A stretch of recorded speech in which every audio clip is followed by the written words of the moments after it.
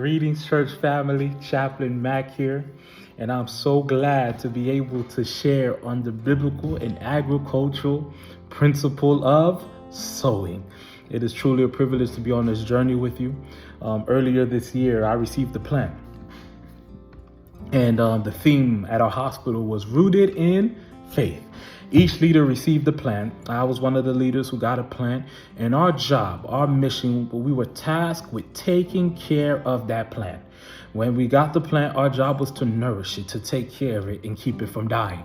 I'll be honest with you, I do not have the closest thing to a green thumb. One might say I have the thumb of death, okay? Because every plant I get, usually that plant dies.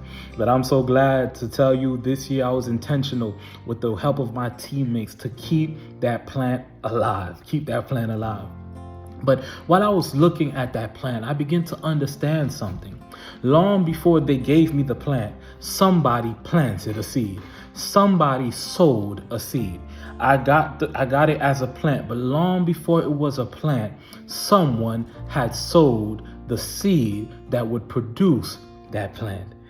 Fun fact, there is a saying that we may have heard growing up. I have heard it a lot. You reap what you sow. Fun fact, this is a quote that originated from the Bible.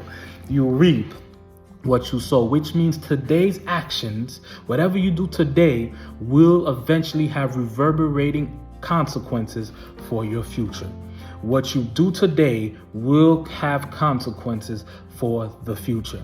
And in the Bible, in Galatians chapter 6, verse 7, Paul says, "Do not be deceived. God is not mocked. For whatever a man sows, that he or she will also reap. Whatever a man or woman sows, that he or she will also reap." Here's the message that I have for you. Many of us, we sow apple seeds and yet we're expecting oranges to grow. Many of us, we sow banana seeds and we're expecting guava to grow. You say, Mac, no. If somebody plant apple seeds, they expect apples. If somebody plant banana seeds, they expect bananas. So I don't really get what you mean, Brother Mac. Well, can I tell you this? Can I come a little closer? Many of us, we're expecting fruits of joy, peace, love, compassion, while we're sowing seeds of discord, of hatred, of pain, of frustration, of unfriendliness. We're sowing the seeds of negativity, yet we're expecting to produce positivity. That is not how the law of reciprocity works. The reality is nature shows us whatever you plant, you will eventually produce.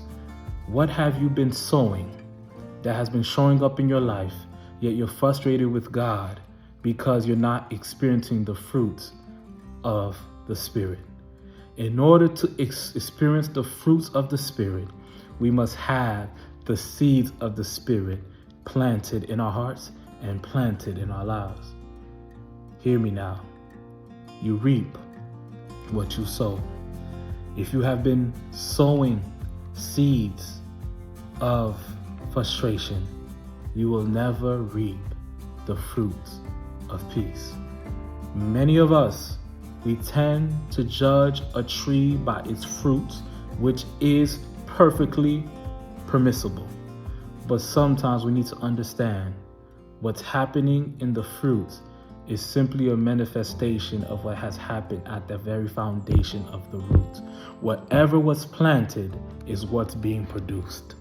I encourage you, my dear brothers and sisters, from the Word of God, for he or she who sows to his flesh will of the flesh reap corruption, but he or she who sows to the Spirit will of the Spirit reap everlasting life. Galatians 6, verse 8, the following verse. Dear friends, in order to produce the fruits of the Spirit, we must sow the seeds of the Spirit.